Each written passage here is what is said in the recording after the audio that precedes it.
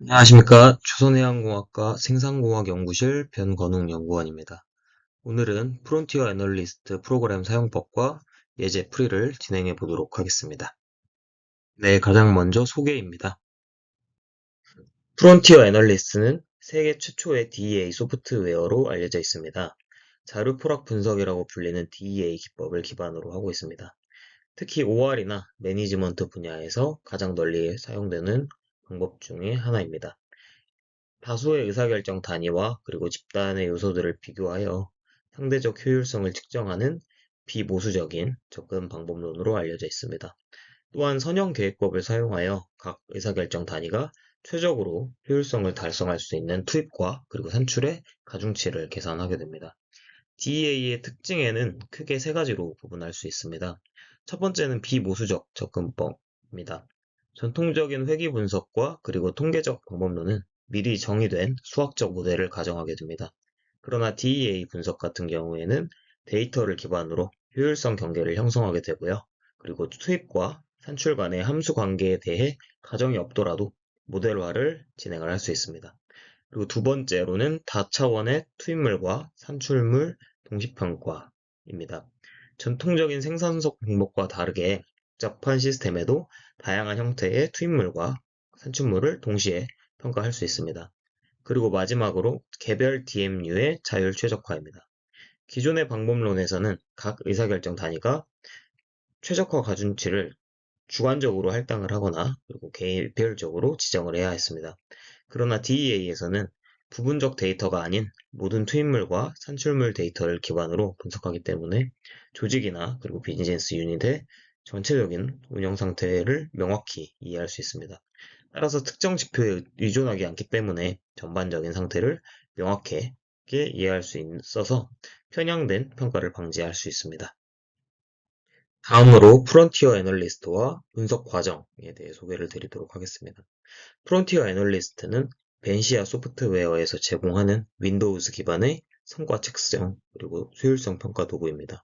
앞서 말씀드렸다시피 DMU들의 상대적인 성과를 비교하여 투입과 산출의 효율성 평가 그리고 비효율적 단위의 개선 가능성을 구체적으로 제안합니다. 분석 과정에 대해 설명드리도록 하겠습니다. 프론티어 애널리스트의 분석 과정은 크게 데이터 입력 및 정의, 그리고 모델 선택을 통한 효율성 개선, 마지막으로 결과 가시화와 정량화를 통한 비교, 그리고 개선 방향 제시, 세 가지 부분으로 이루어집니다. 첫 번째로 데이터 입력 및 정의에서 의사결정 단위와 투입 및 산출 변수를 정의를 합니다. 이때 투입 변수는 자원 또는 비용으로 간주되는 요소이고 산출 변수는 결과 및 성과로 측정되는 요소를 의미합니다. 그리고 변수의 통제 가능성을 분류하게 됩니다.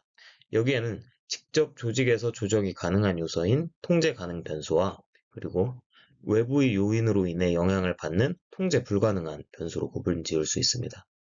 두 번째로는 앞서 입력하고 정의된 데이터셋을 기반으로 모델을 선택하여 효율성 점수를 계산하게 됩니다. 프로그램을 통해 자동으로 분석이 가능하고 이때 DA 기법을 통해 효율성 점수가 계산됩니다.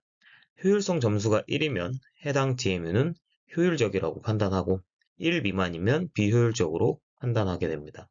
이후 프론티어로 불리는 가장 효율적인 DMU의 효율성 점수를 바탕으로 효율성 경계를 형성하게 됩니다. 이 효율성 경계를 통해 프론티어와 그리고 비효율적 DMU 간의 효율성을 비교하게 됩니다. 마지막 세 번째는 비교 및 개선 방향 제시입니다. 이 부분에서는 비효율적인 DMU의 추입물 과다, 그리고 산출물 부족 여부를 정량적으로 평가를 하게 되고 개선할 수 있는 잠재력을 통해 앞으로의 개선 방향을 제시합니다. 네, 다음으로는 프론티어 애널리스트 설치 과정에 대해 설명드리도록 하겠습니다. 네, 프론티어 애널리스트 설치를 위해서 1번에 나와 있는 벤시아.com 주소로 진입을 하시고 그리고 2번에서 보시는 것과 같이 다운로드 어 프리 데몬스트레이션을 클릭을 하셔서 그리고 세 번째 보시는 것과 같이 이제 프론티어 애널리스트 데모 exe 파일을 다운로드 받으시면 됩니다. 네, 앞서 다운받아 주셨던 설치 파일을 실행 후에 1번부터 5번까지 과정을 모두 거쳐서 최종적으로 설치 완료를 해주시면 될 것 같습니다. 프론티어 애널리스트를 설치가 완료되면 프론티어 애널리스트를 실행해 주시면 되고요. 그리고 가장 이제 처음에 들어가시면 좌측 상단에 보이는 이 파란색 버튼을 클릭하시고 오픈 프로젝트를 선택해 주시면 됩니다.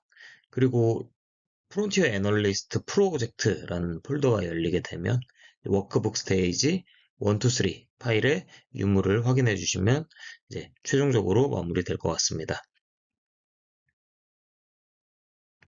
이제부터는 실습을 진행해 보도록 하겠습니다. 첫 번째로는 데이터 입력입니다. 첫 번째로 파란색 버튼을 눌러주시고 New 프로젝트를 눌러주시면은 New 프로젝트 옵션이라는 창이 뜨면서 두 번째 보이는 화면이 뜨게 됩니다. 이제 주로 사용하게 되실 기능 네 가지에 대해 설명을 드리겠습니다. 첫 번째는 클립보드에 복사된 데이터를 그대로 이제 복사 붙여넣기 할 수 있는 기능입니다. 그리고 두 번째는 엑셀상에 있는 데이터를 그대로 선택하여 프론티어 애널리스트로 데이터 전처리를 할 수 있는 방법입니다. 그리고 세 번째 방법 같은 경우에는 SQL과 같은 외부 데이터베이스를 통해 데이터를 불러오는 방식이고요. 그리고 마지막 네 번째 방법은 직접 데이터 편집기를 통해 데이터를 입력하는 방식입니다. 다음으로 프론티어 애널리스트를 실행해 주시고 왼쪽 상단 파란 버튼에서 오픈 프로젝트 그리고 워크북 스테이지 3번을 열어주시면 오른쪽 그림과 같이 데이터셋이 화면에 출력이 됩니다.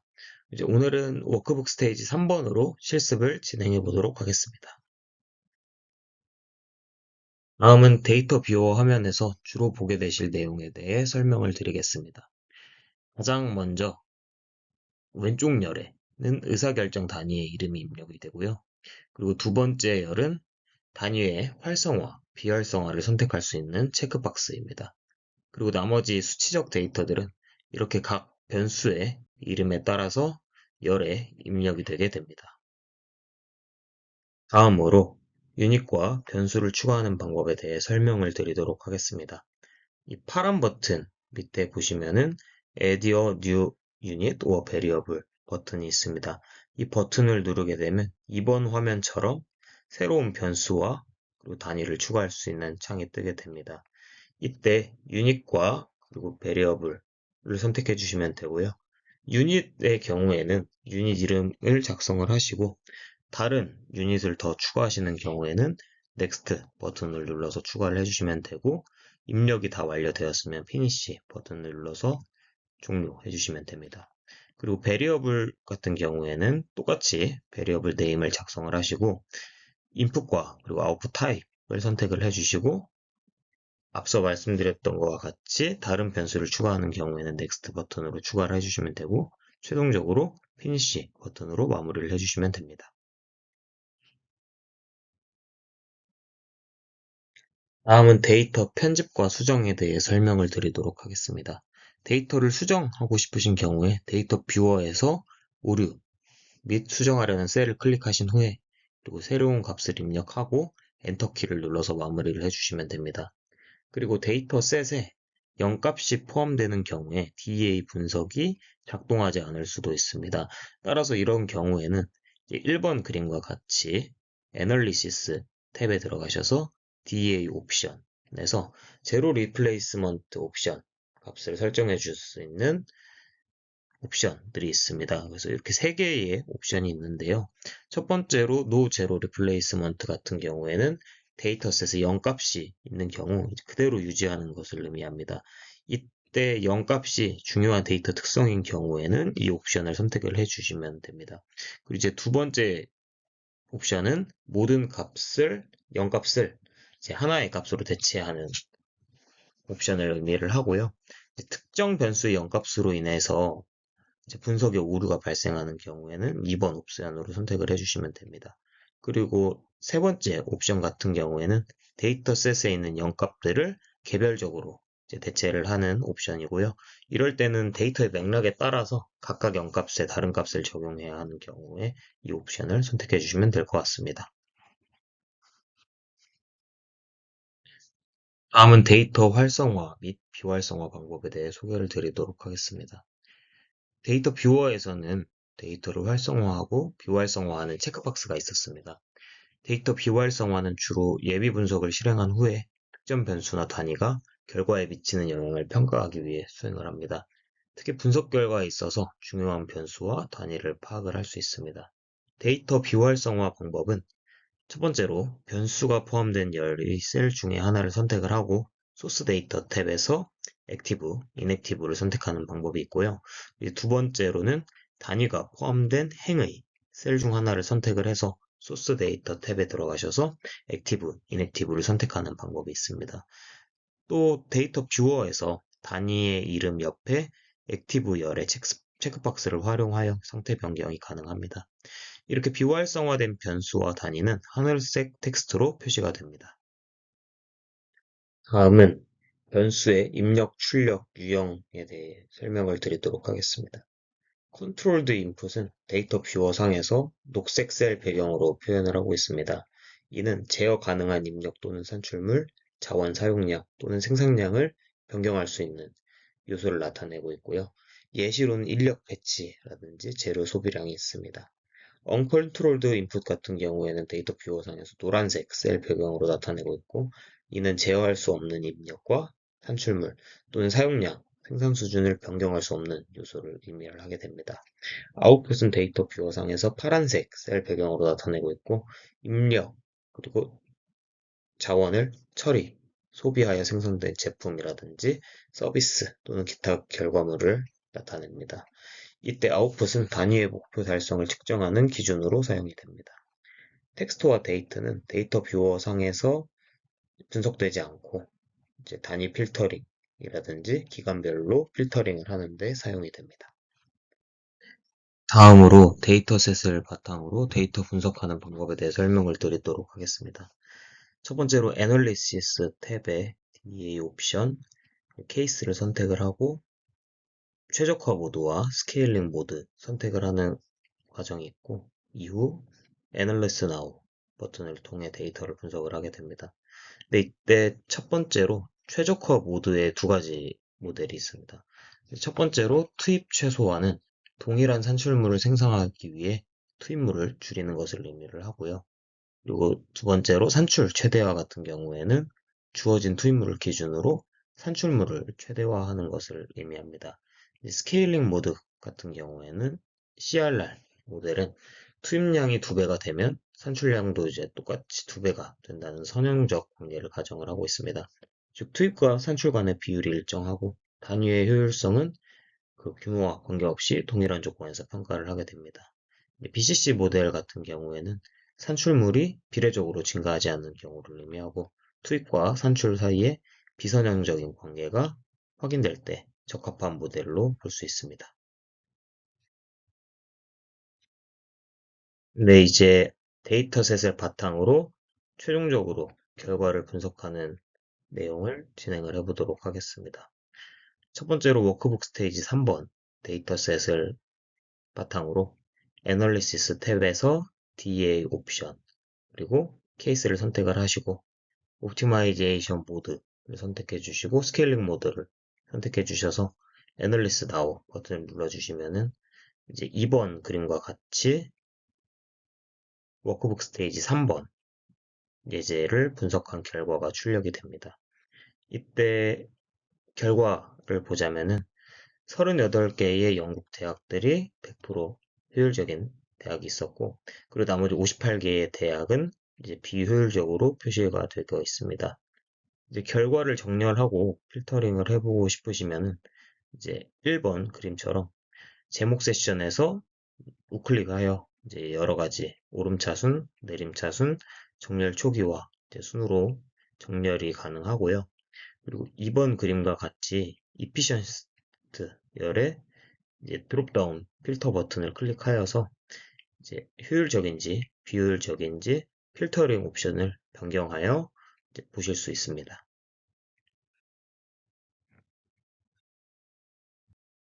다음은 여러 가지 가시화를 통해 결과를 분석하는 방법에 대해 소개를 드리도록 하겠습니다. 네, 첫 번째는 분포 그래프입니다.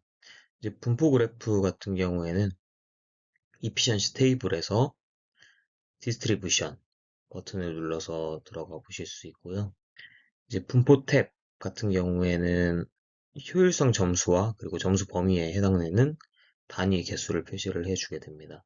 왼쪽 상단의 라벨스 체크박스를 통해서 각 범위의 단위 개수를 확인이 가능합니다.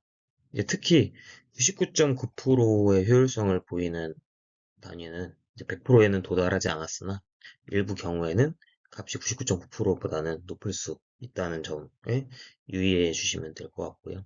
이제 오른쪽 그림에 보시는 것 같이 이제 예시를 설명을 드리자면 이 그림에서 81부터 90 범위에는 이제 11개의 단위들이 있고 91부터 99.9%까지 범위에는 45개의 단위가 있고 마지막으로 100% 효율성을 달성한 단위는 38개가 있음을 확인할 수 있습니다.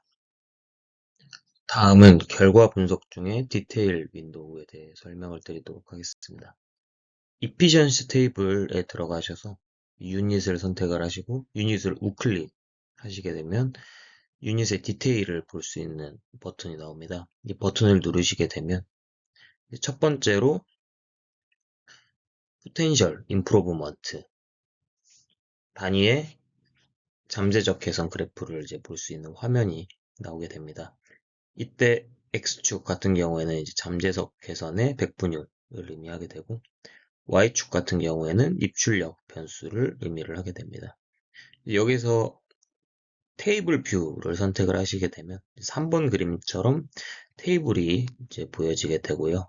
이제 테이블에서 밸류 값은 단위가 현재 달성할 값을 의미를 하고 타겟은 앞으로 이제 달성해야 할 입출력 값을 이제 표시를 하게 되고 잠재적 개선 열 부분에는 밸류와 타겟 간의 백분율 차이를 의미를 하게 됩니다. 그러면 포텐셜 임프로브먼트 해석하는 방법에 대해 설명을 드리도록 하겠습니다. 제 피어 단위의 성능을 기반으로 하여 잠재적 개선을 분석을 하게 되고요. 그리고 100% 효율적인 단위에 대해서는 잠재적인 개선 사항이 없습니다. 첫 번째로 졸업생 취업률 만점에서 8.35% 개선의 여지가 있다를 나타내고 있고요. 우수학점 비율 같은 경우에는 15.8% 개선의 여지가 있다라고 해석하실 수 있고, 그리고 시설 지출에 대해서는 1.77% 감소가 가능하다. 그리고 교직원 대 학생 비율 또한 7.31% 감소가 가능하다라고 해석을 할 수 있을 것 같습니다. 다음은 결과 분석 중 리퍼런스 컴패리전 기능에 대해 소개를 드리도록 하겠습니다. 리퍼런스 컴패리전은 각 단위의 성과를 참조 단위와 비교한 정보를 제공한 그래프를 의미합니다. 이때 리퍼런스 유닛 같은 경우에는 100% 효율성을 가진 단위, 즉 100% 효율성을 가진 영국 대학교를 의미를 하게 되고 비효율적인 단위 같은 경우에는 다수의 탐주 단위를 가질 수 있습니다. 오른쪽 이제 1번 그림과 같이 리퍼런스 컴패리전을 이제 해석을 하면 첫 번째로 리퍼런스 유닛에서 케임브리지를 클릭을 하게 되고 그러면 뉴캐슬 대학교와 케임브리지 대학교를 비교하는 그래프가 오른쪽 그림과 같이 출력이 됩니다. 그래프에서 뉴캐슬 대학교의 값은 100%로 조정이 되고 참조 단위인 캠브리지 대학의 값도 비율에 맞게 조정이 됩니다. 이때 오른쪽 그래프는 목표로 삼아야 할 값과 그리고 실제 단위의 값을 비교를 할 수 있고요. 비효율적인 대학교의 효율성을 개선할 수 있는 부분을 파악이 가능합니다. 다음은 결과 분석 중 리퍼런스 컨트리뷰션에 대한 내용입니다. 리퍼런스 컨트리뷰션은 비효율적인 단위의 효율성 가중치 결정에 각 참조 단위가 얼마만큼 기여했는지를 제공하는 거고요. 리퍼런스 컨트리뷰션 해석하는 방법은 오른쪽 보시는 그림과 같이 각 참조 단위가 비효율적인 단위의 목표 입출력에 대해 기여한 비율이 이제 얼마만큼 되는지를 백분율로 표시하고 있습니다. 참조 기여도는 각 참조 단위가 목표 설정에서 가장 큰 영향을 미친 정도를 제시를 하고 있고요. 오른쪽 그림과 같이 뉴캐슬 대학교의 우수학점 비율 목표 설정에는 캠브리지의 40% 기여도, 워윅 대학교의 30% 기여도, 서레이 대학교의 30% 기여도를 보여주고 있어서 비슷비슷하게 기여를 했다는 걸 의미하고 있습니다. 그리고 각 변수에 대한 참조 단위 기여도의 총 합계는 100%입니다. 다음은 결과 분석 중 인풋 아웃풋 컨트리뷰션에 대해 설명을 드리도록 하겠습니다. 인풋 아웃풋 컨트리뷰션은 그래프의 전체 입력 그리고 출력 기여도를 100분율로 정규화하여 가시화한 것을 의미하고요. 분석 점수 계산에서 사용된 입출력 변수와 사용되지 않은 입출력 변수를 시각적으로 확인할 수 있습니다. 이때 중요한 입출력이 분석에서 충분하게 고려하지 않은 상황인 경우에 개별적으로 가중치 설정 사항을 고려해 볼 수 있습니다. 오른쪽 그림에 보시는 것과 같이 인풋 아웃풋 컨트리뷰션 해석하는 방법을 설명을 드리도록 하겠습니다. 이 오른쪽 그림에서 뉴캐슬 대학교 효율성 점수 결정에 사용된 유일한 입력 변수는 라이브러리 앤 컴퓨터로 보실 수 있고요. 주요 출력 변수는 graduate destination이며 teaching assessment 또한 약관 포함이 되는 것을 확인할 수 있습니다. 다음은 결과 분석 중 리퍼런스 프리퀀시에 대해 설명을 드리도록 하겠습니다. 참조 집합 빈도는 비효율적 단위의 참조 집합에서 효율적인 단위가 포함되는 빈도를 나타내고 있습니다. 이때 참조 빈도가 높을수록 해당 단위는 좋은 성과의 예시가 됩니다. 오른쪽에 보이시는 그림과 같이 레퍼런스 프리퀀시 해석을 해보도록 하겠습니다. 러버로 대학교 같은 경우에는 27개의 다른 비효율적 단위들의 참조 집합에 가장 자주 포함되는 것을 확인할 수 있었고요. 이 그래프 하단에 위치한 대학들은 평가 측면에서 좋지 않은 예시로 간주될 가능성이 있음을 확인을 하였습니다. 예를 들어서 에든버러 대학 같은 경우에는 하단에 위치하지만 이제 이 경우에 입출력의 비정상적 조합 때문일 수도 있고 비효율적인 단위가 벤치마킹 하기에는 적합하지 않을 수 있음을 나타내고 있습니다. 그런데 이런 경우에는 이제 대학교가 혁신적이고 좀 독특하게 운영되고 있을 가능성도 있어 추가적인 조사가 필요할 것으로 보여집니다. 다음은 결과 분석 중 XY 플롯에 대해 설명을 드리도록 하겠습니다. 첫 번째 그림에서 보시는 것과 같이 메인 창 왼쪽에서 애널리시스 섹션에 XY 플롯 표시 변수를 선택을 하시고 X축 표시 변수와 그리고 Y축 표시 변수를 선택하시면 XY 플롯을 출력해 볼 수 있습니다.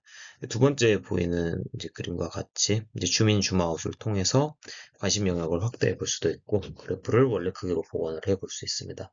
이제 XY 플롯 같은 경우에는 효율성 분석에 포함해야 할 변수를 결정하는데 효과적이라고 할 수 있고요.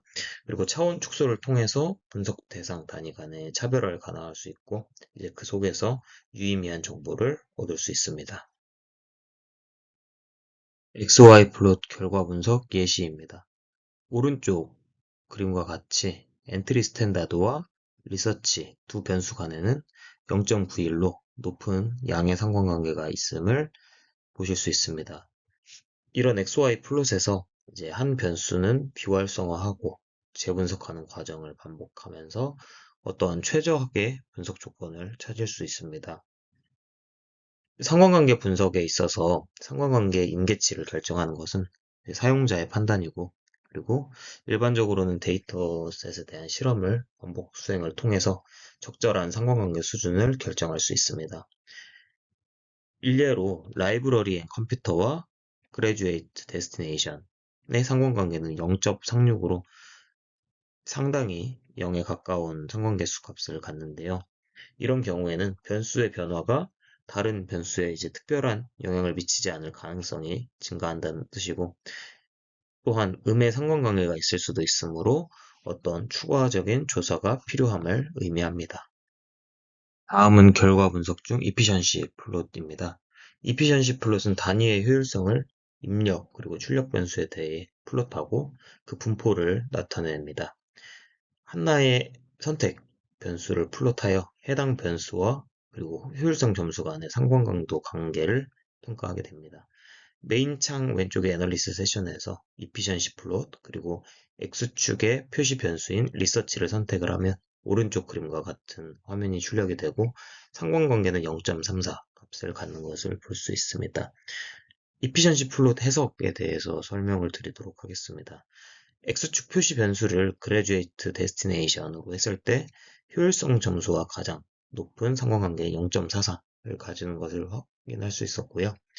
이제 효율성 점수와 리서치 변수 간의 상관계수는 그 앞서 말씀드렸던 graduate destination보다는 비교적 약한 관계가 있음을 확인할 수 있었습니다. 다음은 결과 분석 중 efficiency frontier입니다. efficiency frontier는 메인 창 왼쪽의 애널리시스 세션에서 frontier 플롯 버튼을 눌러서 실행할 수 있습니다. efficiency frontier는 효율성 경계를 2차원으로 표현을 하여 단위 간의 관계를 시각화하여 보여줍니다. efficiency frontier의 조건은 세 가지가 있습니다. 첫 번째로 두 개의 입력 변수와 하나의 출력 변수를 활성화한 상태, 즉 출력 극대화 상태가 있고요. 두 번째로 하나의 입력 변수와 두 개의 출력 변수가 활성화된 상태, 입력 최소화 조건이 있고, 그리고 세 번째는 스케일링 모드에서 고정 규모 수익을 조건으로 입력을 해줘야 합니다. 프론티어 플롯의 오류에 대해 설명을 드리도록 하겠습니다. 오른쪽 그림에 보시는 것 같이 프론티어 플롯이 표시가 되지 않고 이 빨간색의 메시지가 출력되는 경우가 있습니다. 이러한 경우에는 활성화된 입력 출력 변수가 너무 많아 이제 프론티어 플롯을 생성할 수 없는 경우이고요. 데이터셋 활성화의 수정을 통해서 프론티어 플롯을 재생성하여야 합니다. 그러면 이제 워크북 스테이지 3번 데이터셋 수정을 통해 이피션시 프론티어를 진행을 해보도록 하겠습니다. 첫 번째로 데이터 뷰어에서 두 개의 입력 변수, 라이브러리 앤 컴퓨터, facilities spending, 그리고 한 개의 출력 변수, 우수학점 비율을 활성화해 주시고 나머지는 모두 비활성화해 주시면 됩니다. 그리고 두 번째로 애널리시스 옵션에서 maximize output을 선택을 해주시고 그 다음에 스케일링 모드는 constant returns를 선택해 주시고 분석 버튼을 눌러주시면 오른쪽 그림과 같이 분포가 나오는 것을 확인할 수 있습니다. 다음은 결과 분석 efficiency frontier의 해석입니다. 오른쪽 그림에 보시다시피 고정 규모 수익과 출력 극대화 조합은 오목 경계를 생성하게 됩니다. XY축은 활성화된 출력 변수의 비율을 나타내고요. 이 각 단위는 이러한 비율을 기준으로 플롯이 됩니다. 오른쪽 그림에서 보시는 것과 같이 비율적 단위인 루톤과 그리고 경계선까지의 투영선, 프로젝션이 그어진 것을 볼 수 있습니다. 루톤 같은 경우에는 경계선에서 가장 먼 단위로 효율성이 43.3%를 나타내고 있습니다. 이때 이 해당 단위가 경계선에 도달하기 위해 필요한 개선을 프로젝션이라는 개념으로 통해 나타내고 있고요. 경계선과 프로젝션의 교차점은 빨간 점으로 표시가 되고 해당 단위의 목표 지점을 나타냅니다. 다음은 결과 분석의 서머리 윈도우입니다. 앞서 워크북 스테이지 3번의 데이터셋의 모든 변수와 유닛을 활성화 시켜주시고 maximize output 그리고 가변 규모 수익을 선택을 해주시고 분석해 주시면 됩니다. 그리고 애널리시스 탭에서 improvement summary 버튼 눌러주시고 서머리 그래프의 오버롤을 선택을 해주시면 오른쪽 하단의 그림과 같은 원형 그래프가 출력이 됩니다. 이 원형 그래프를 해석을 해보자면 잠재적 개선 상황 중 가장 큰 비율은 리서치이고요. 두 번째는 엔트리 스탠다드로 분석이 되었습니다. 그리고 가장 낮은 잠재적 개선 사항은 graduate destination으로 파악이 되었습니다. 이때 원형 그래프에서 큰 비율을 차지하는 변수를 주요 타깃으로 지정을 하고 이 변수들을 개선하거나 입력을 줄이는 방식으로 개선을 하면 되겠습니다. 서마리 그래프에서 by input, output 탭을 눌러주시고 input, output의 표시 변수를 선택하는 옵션에서 우수학점 비율 변수를 선택해서 출력을 하게 되면 오른쪽과 같은 분포 그래프가 나오게 됩니다. 오른쪽 그래프에서 대부분의 단위는 우수학점 비율이라는 변수에서 잠재적인 개선 가능성이 높지 않음을 확인했지만 41%에서 50%의 개선 가능성이 있는 단위 한 개는 개선의 여지가 있음을 확인할 수 있었습니다.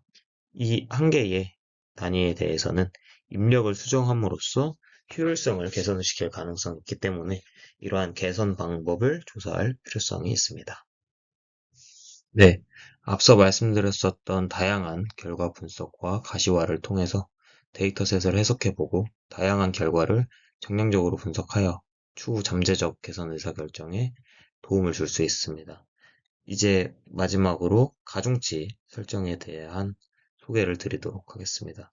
가중치 설정은 애널리시스 탭에서 애널리시스 옵션스에 들어가셔서 웨이트 컨트롤 그리고 각 주요 변수의 민맥스 웨이트를 설정할 수 있는 창이 뜨게 됩니다.